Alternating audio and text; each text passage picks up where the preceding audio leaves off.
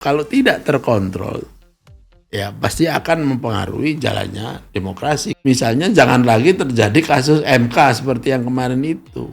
Calon yang mana yang memenuhi apa yang kita sebut sebagai persyaratan etik. Jangan sampai kemudian politik ini hanya dipahami sebagai sebagai privilege dari elit. Jumpa lagi dengan DDM. Pada kesempatan ini kita bertemu kembali dengan Mas Hikam, Profesor Dr. A.S. Hikam, dosen Presiden University. Mas, Ini kan rame nih pemilu. Itu kan salah satu tanda bahwa di Republik ini demokrasi berjalan. Nah, di lain pihak, ya banyak sekarang para pengkritik, para pengamat yang menyatakan bahwa telah terjadi kemunduran demokrasi di Republik ini setelah MK, kemudian KPK, itu katakanlah itu dibonsai dan lain sebagainya. Kekuatan masyarakat sipil tercerai-berai, ada yang dibawa ke jadi komisaris atau di posisi-posisi strategis sehingga dalam tanda petik tumbul sekarang. Menurut Mas Hikam, gimana nih gejala demokrasi yang diduga dianggap mundur ini? Apakah ini gejala negara-negara di luar kita juga seperti ini? Artinya gejala global atau hanya khusus kita saja? Ya, pertama-tama harus kita lihat bahwa dengan demokrasi itu kita harus bersikap bahwa tidak mungkin kita melihat sistem tersebut sebagai sesuatu yang permanen. Dalam pengertian yang akan selalu sama sejak awal sampai akhir. Jadi istilah saya demokrasi itu is an open-ended system ya, sistem yang terus-menerus terbuka, artinya bisa bergerak menuju sesuatu yang meningkat, menurun, stagnan, bermasalah, bisa diperbaiki lagi dan seterusnya. Jadi tidak akan konstan. Nah, oleh karena itu kalau kita menyikapi demokrasi demikian, maka kita juga harus melihat perkembangan demokrasi pada level-levelnya, misalnya pada level nasional, pada level global, regional maupun global. Nah, tren demokrasi di tingkat global pada saat ini memang tidak seperti pada katakanlah pertengahan atau akhir abad ke-20 di mana gelombang demokratisasi sedang sangat nyata dan sangat berkembang karena kolapsnya sistem otoritarian dan sistem totalitarian. Misalnya yang terjadi di Eropa Timur, di Amerika Latin, di Asia Tenggara terutama termasuk Indonesia. Nah, pada penghujung abad ke-20 dan mulai abad 21 maka terjadi juga satu dinamika global yang dikhawatirkan justru berbalik, yaitu munculnya gejala-gejala otoritarian sistem ini secara pelan maupun secara radikal ada yang kembali. Yang radikal misalnya aja dengan munculnya kekerasan yang sangat ekstrim. Ada ISIS misalnya ya, munculnya radikalisme, gerakan seperti itu. Yaitu yang kemudian merusak sistem demokrasi yang sedang dibentuk di negara-negara tertentu, misalnya di Afrika Utara, di Timur Tengah dan selanjutnya. Tetapi ada juga yang munculnya otoritarianisme itu pelan-pelan, artinya tidak terasakan, tetapi itu pada akhirnya juga akan merusak. Nah, kondisi seperti itu mungkin tidak hanya terjadi di Asia, misalnya saya di negara seperti Indonesia, seperti di Filipina dan lain sebagainya, tapi bahkan juga terjadi di negara yang sudah advance, sudah maju, seperti Amerika Serikat. Ya, Amerika Serikat itu mengalami satu proses pemunduran demokrasi di dalam ukuran yang diketahui oleh publik internasional dengan munculnya fenomena Donald Trump. Kemudian agak mereda, tetapi sekarang ini kemungkinan akan balik lagi itu juga ada. Dan itu terjadi karena ada ideologi-ideologi yang bersifat identity politik, misalnya Politik supremasi kulit putih itu muncul, dan kelompok-kelompok fundamentalis Kristen yang sangat mendominasi Partai Republik misalnya juga muncul dan sangat kuat, sehingga pada masa awal pemerintahan Joe Biden misalnya ya, terjadi kasus 6 Januari 2021 itu, di mana terjadi suatu protes yang cukup keras di Capitol Hill di Kongres Amerika, yang kemudian sampai sekarang kasus itu masih terus diselidiki dan banyak orang yang ditangkap dan dipenjarakan karena dianggap melakukan insurrection. Nah, itu sebagai satu warning bahwa demokrasi even di Amerika juga mengalami masalah itu. Nah, gimana dengan Indonesia?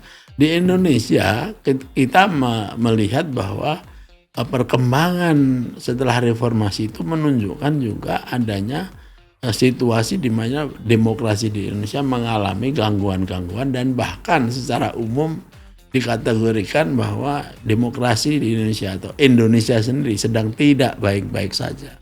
Nah, indikator-indikatornya sangat banyak, misalnya aja dengan pelemahan lembaga-lembaga yang respectable seperti MK, kemudian pelemahan terhadap lembaga antirasuah yang menjadi salah satu hasil dan amanah reformasi yaitu KPK, kemudian juga munculnya undang-undang atau aturan-aturan main yang dicurigai oleh publik sebagai permainan dari oligarki kekuasaan dan oligarki ekonomi. Dan kemudian juga semakin adanya pemilahan pada masyarakat sipil, ya, apalagi pelemahan di masyarakat politik, yaitu terjadinya apa yang sering saya sebut sebagai kartelisasi politik di dalam masyarakat politik ini. Nah, itulah indikator-indikator yang bisa menunjukkan bahwa demokrasi di Indonesia juga bukan sesuatu yang permanen, muncul dengan sangat menjanjikan pada awal reformasi, kemudian mengalami penurunan, sehingga kalau kita menggunakan cara berpikir adanya proses transisi demokrasi kemudian konsolidasi demokrasi, maka tampaknya Indonesia ini soal konsolidasi ini yang belum pernah dicapai dengan cukup memuaskan walaupun sudah lebih dari 2 dekade.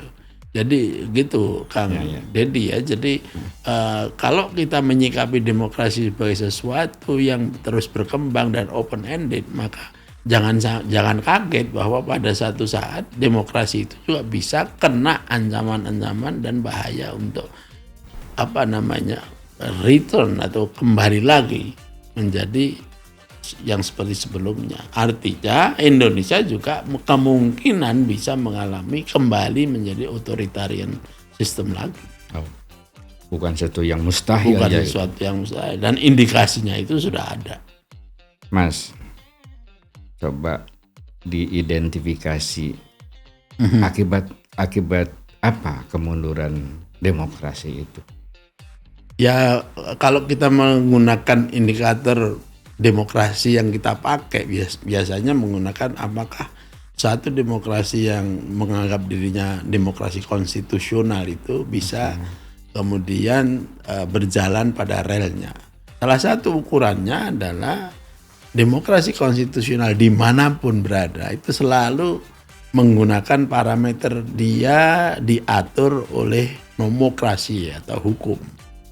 Nah, kalau kita lihat di Indonesia bagaimana sekarang penegakan hukum di Indonesia dalam konteks penegakan demokrasi, maka kita lihat tadi itu misalnya saja tentang pemberantasan korupsi, ya itu kan kita mengalami proses pelemahan yang luar biasa, sehingga tidak pernah ada cerita bahwa ketua lembaga yang namanya KPK itu kemudian malah sekarang menjadi TSK, menjadi tersangka dan harus mengundurkan diri.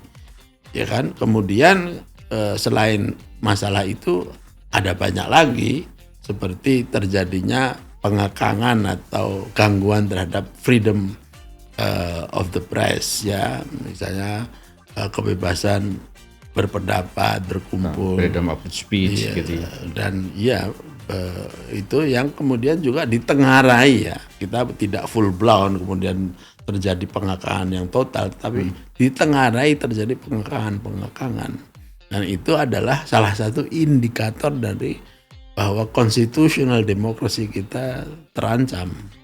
Ya, kemudian juga kalau kita melihat realitas kehidupan bermasyarakat di Indonesia, masyarakat yang pluralistik atau bineka di Indonesia ini sering diwarnai oleh adanya gesekan-gesekan yang bisa dikatakan sebagai ancaman dari politik identitas, yang itu mestinya juga harus terkontrol oleh hukum tadi itu. Nah, disitulah Kang Deddy bahwa indikator-indikator yang mirip dengan yang terjadi di luar itu terjadi di Indonesia.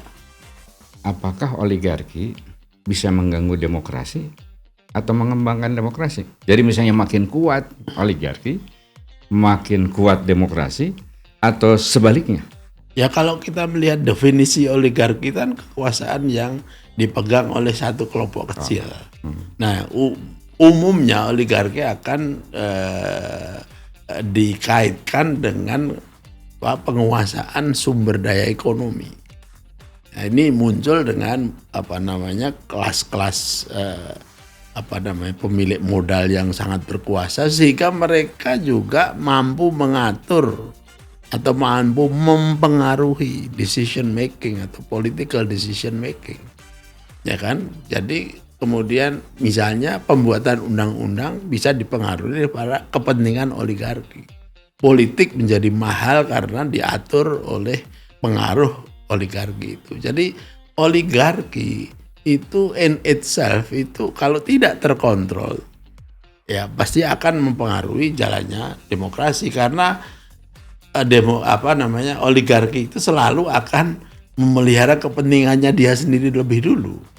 Bukan. Nah, ini kalau kemudian kesejahteraan sosial, ya. Iya, kalau kemudian masyarakat digabungkan dengan ideologi neoliberalisme, maka peran oligarki itu akan menjadi semakin nyata dan semakin tidak terkontrol. Karena apa? Karena dalam neoliberalisme itu pengaruh atau intervensi atau bahkan campur tangan negara itu betul-betul sebagai sesuatu yang tabu. Nah, kalau negara tidak melakukan intervensi pada masalah-masalah strategis yang tujuannya adalah melindungi kepentingan rakyat yang lebih banyak, maka tentu saja yang akan menikmati itu adalah kelompok oligarki yang pertama-tama. Nah, oligarki ini kemudian bekerja sama dengan elit kekuasaan. Ya sudah, klop aja. Ya, jadi susah untuk mengatakan bahwa oligarki itu bisa juga baik, itu agak susah juga. Karena in itself, di dalam dirinya sendiri, dia itu akan memikirkan kepentingannya sendiri, dan sangat sedikit kalau toh ada itu memikirkan bagaimana kesejahteraan umum itu menjadi prioritas. Jadi ada public interest, public good, ada private interest. Iya, iya. Di dalam sistem demokrasi semuanya sebetulnya ada bagian-bagiannya. Kita tidak bisa kemudian menghalang-halangi ada kepentingan-kepentingan tertentu seperti itu. Tapi bagaimana agar supaya fair dan terbuka, itu loh persoalannya. Nah, sehingga kemudian kekuasaan politik tidak kemudian dikontrol ya oleh kelompok-kelompok kepentingan seperti itu. Tapi dengan undang-undang Omnibus Law itu artinya kan kemenangan. Undang-undang seperti Omnibus Law itu dikhawatirkan atau patut diduga pengaruh oligarkinya sangat kuat.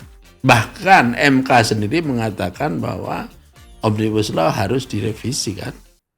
Ya, itu karena mereka juga melihat ada bayang-bayang tangan-tangan oligarki yang masuk. Nah, persoalannya sekarang ini sampai di mana mereka melakukan revisi itu. Oke, kalau bicara konsolidasi demokrasi, Dari mana kita harus mulai? Sebetulnya kalau filsafat yang saya ikuti, kita tidak pernah memulai sebetulnya. Karena kita sudah ada di tengah-tengahnya itu. Oh. Iya kan, demokrasi di Indonesia itu sudah diawali sejak kita melakukan upaya membebaskan diri dari penjajahan. Kenapa? Ya karena konstitusi kita sudah menghendaki seperti itu. Dalam preambulnya kan kita sudah sepakat bahwa kemerdekaan itu adalah hak segala bangsa. Kemudian di dalam perumusan ideologi Pancasila sudah ada sila keempat tentang demokrasi itu. Jadi mulainya ya dari situ. Nah kalau sekarang kita sedang mengalami situasi seperti ini, bukan berarti kita mulai dari mana, tetapi bagaimana meneruskan perjuangan itu yang terkendala oleh berbagai macam dinamika sejarah, misalnya munculnya otoritarianisme Orde Lama, otoritarianisme Orde Baru, kemudian setback demokrasi pasca reformasi.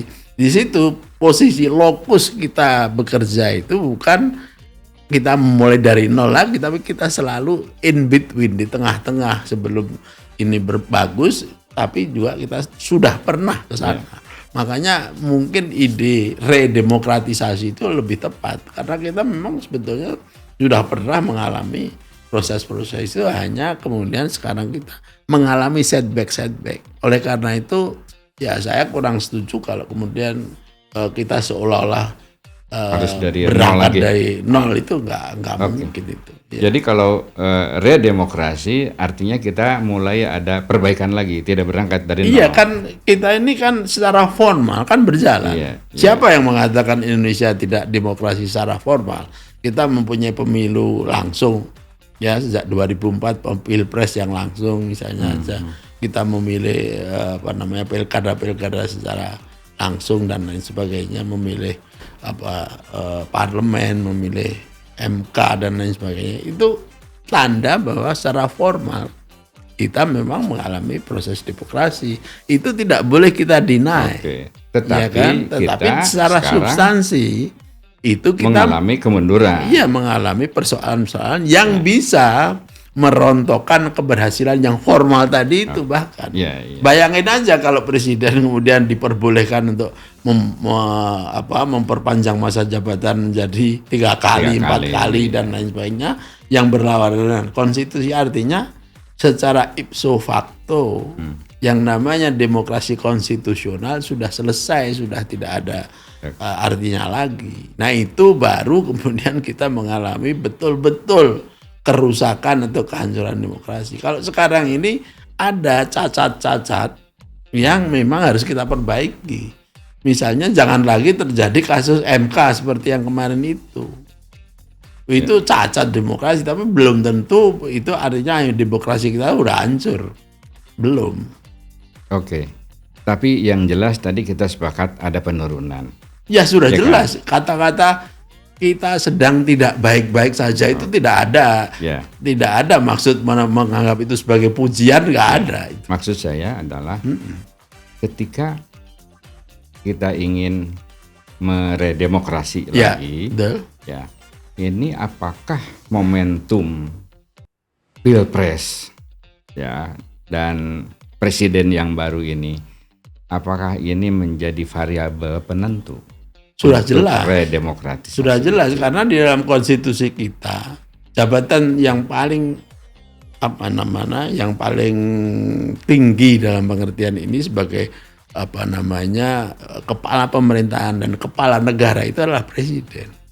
Jadi sosok atau siapapun yang memimpin negeri ini sebagai presiden adalah dia yang menentukan merah, hijau, putih, kuningnya negara ini secara institusional dari segi negara. Nah, kalau kemudian pilpres dilaksanakan secara tidak fair, kemudian juga kualitas yang memimpin kemudian tidak terlalu seperti yang dikehendaki oleh konstitusi, ya kita kan khawatir juga. Maksudnya yang terpilih nanti. Iya betul. Kan ada syarat-syarat dan kualitas yang tertulis maupun tidak tertulis. Jadi ada calon yang kemungkinan ketika menang itu justru bukan redemokrasi lagi, tetapi makin decline. Bisa jadi karena proses-proses yang ada di dalamnya itu memang ditengarai tidak demokratis. Misalnya aja kita sudah mengalami persoalan MK tadi yang menurut banyak pihak, terutama para pengamat hukum, ahli hukum itu dianggap sebagai mengalami cacat etis. Secara legal formal mungkin tidak, tapi secara etik dianggap itu cacat, sehingga kemudian ketua MK-nya pun harus diganti, kan begitu. Nah, kalau kemudian sistem kita itu ternyata mengalami cacat seperti itu, apakah hasilnya kemudian bisa tidak cacat? Kan itu pertanyaan. Bisa iya, bisa tidak, kan? Nah, oleh karena itu kekhawatiran atau sikap kritis terhadap hasil presidential election atau pemilihan presiden, pilpres ini menjadi sangat penting. Nah, rakyat di Republik Indonesia itu seharusnya di dalam memilih calon pemimpin yang akan datang itu juga tahu persoalan ini. Tapi masalahnya sekarang ini, apakah pengetahuan seperti ini sudah di-share atau tertutup oleh kampanye-kampanye yang merupakan tidak lebih dan tidak kurang adalah propaganda politik. Itu jualan ya. Iya, atau jualan atau marketing. Nah, sayangnya umumnya memang akan lebih cenderung ke sana daripada share pengetahuan yang kritis, yang logis, yang nalar mengenai kualitas dari calon-calon pemimpin kita. Apakah Mas mengindikasikan kemungkinan demokrasi akan lebih turun itu ke calon tertentu dan lebih terjamin kalau yang menang itu misalnya nomor tertentu? Ya, bisa jadi ke sana. Implikasinya akan ke sana karena misalnya lebih terjamin, misalnya nomor 3, nomor 1 misalnya gitu, daripada nomor 2 gitu. Ya, kalau kita mau pergi ke sana, mesti kita lihat perbandingan dari segi konstitusionalitas dari masing-masing calon, apakah memenuhi atau tidak. Nah, kalau kita lihat secara legal formal semuanya memenuhi syarat. Nah, makanya kemudian kita lihat secara politis. Ya, secara politis siapa yang mendukung mereka, partai-partai apa atau masyarakat politik yang mana. Nah, ketika kita melihat juga kemudian ternyata juga semuanya mendapat dukungan partai-partai politik, artinya legitimate. Nah, sekarang yang ketiga, bagaimana legitimasi etiknya? Nah, di sini kemudian menjadi persoalan menjadi kemudian lebih complicated. Nah, disinilah maka saya bilang pengetahuan publik mengenai calon-calon ini menjadi sangat penting. Karena kalau hanya melihat dari segi legal formal politik barangkali ya sama-sama saja, tapi begitu kita masuk kepada etik, nah jadi persoalan. Nah, kalau sudah seperti itu maka kemudian kita berhak untuk berbeda pendapat sekarang. Dari sekian banyak calon, 3 calon atau katakanlah dengan wakil presidennya ya 6 lah. Itu calon yang mana yang memenuhi apa yang kita sebut sebagai persyaratan etik. Nah, akhirnya kan kita bisa melihat dari calon nomor 1, nomor 2, nomor 3 ini kronologi mereka bisa menjadi calon kalau dilihat dari perspektif etik, maka kemudian kita kan bisa menilai. Ya, bisa saja ada yang menilai oh ya sama saja, asalkan sudah bisa dikategorikan sebagai calon ya secara etik sudah bisa. Ada juga yang tidak karena mereka akan mempunyai cara pandang yang berbeda-beda. Misalnya yang dianggap secara etik itu menang, yang secara etik itu tidak menyandarkan pada nilai-nilai etis itu menang misalnya. Apakah reaksi publik setelah pemilu itu baik-baik saja atau justru di situ momentum dalam tanda petik pergolakan misalnya, wacana, aksi dan lain sebagainya? Ya, kalau apa yang kita pilih nanti pada umumnya tidak bersandar pada kekuatan etik, biasanya akan mendapat pertanyaan atau menjadi problem yang akan selalu dihadapi oleh masyarakat juga. Ya, karena kecenderungan yang tidak etik itu biasanya juga akan mengulangi berbagai macam policy, berbagai macam tindakan-tindakan yang mengabaikan landasan etik itu sendiri. Nah kalau sudah kayak gini maka ya kemungkinan terjadi pelanggaran-pelanggaran etik pada tataran policy dan macam-macam itu bisa aja terjadi kan. Nah kalau sudah seperti itu maka potensi untuk terjadinya satu ketidakstabilan atau istilah yang lebih keren adalah delegitimasi etik menjadi lebih besar. Jadi konsekuensinya mungkin tidak ujuk-ujuk atau tiba-tiba misalnya si tidak etis jadi pemimpin kemudian besoknya akan tumbang, belum tentu begitu. Mungkin akan lama mungkin ya. Orde Baru berapa lama? 3 dekade berkuasa. Tapi pada akhirnya juga ada persoalan delegitimasi etik pada akhirnya kan begitu. Dan itu sangat tergantung pada dinamika bagaimana kekuasaan dan masyarakat atau warga negara akan bereaksi. Jadi redemokrasi itu belum tentu berhasil dijawab oleh hasil pilpres. Tidak ada jaminan seperti itu karena jaminan. apa? Itu pemilu itu atau pilpres itu hanya salah satu dari komponen demokratisasi atau redemokratisasi, dan ini komponen yang atau jalan lah, bukan komponen, jalan yang peaceful, yang damai. Ada juga redemokratisasi tapi tidak melalui jalan yang peaceful. Misalnya tahun 98, tahun 65 itu redemokratisasi tapi jalannya adalah gerakan mahasiswa, gerakan masyarakat sipil.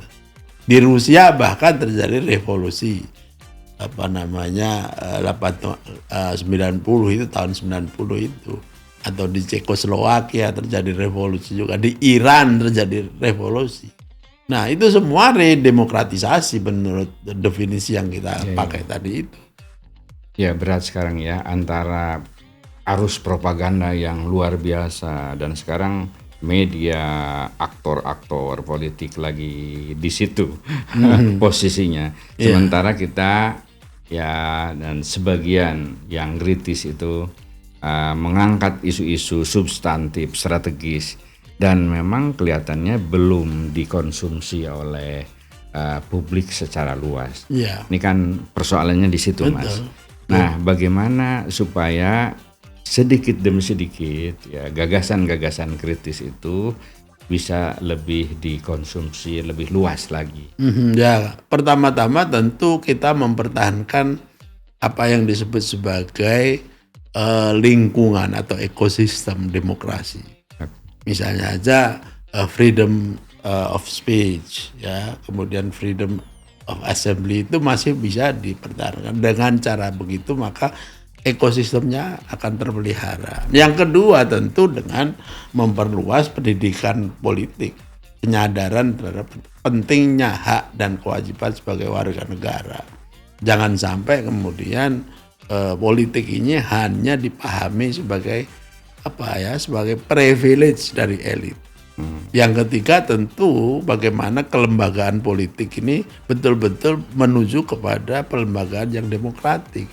Nah ini persoalan yang ketiga ini yang sekarang sedang mengalami tantangan yang luar biasa. Kenapa? Karena pelembagaan politik itu masih belum berhasil, malah yang terjadi ini pemerosotan kelembagaan. Lembaga-lembaga seperti parlemen, partai politik, dan lain sebagainya itu mengalami degradasi. Nah perkara inilah yang sebetulnya sudah ingin dicapai ketika Indonesia sudah sampai 20 tahun reformasi. Pelembagaan politiknya yang belum terjadi dengan baik. Sehingga kita mengulangi kesalahan yang mirip sampai saat ini. Itulah obrolan saya dengan Mas Hikam. Mari kita jaga yang agak pesimis ya. Kita tingkatkan demokrasi kita. Dengan pesimis itu juga bisa jadi bagus sebagai spirit untuk meningkatkan tadi apa yang seharusnya dilakukan dalam rangka meningkatkan demokrasi kita ke depan. Apalagi yang optimis, kita tetap ada banyak yang optimis ke depan. Sampai jumpa.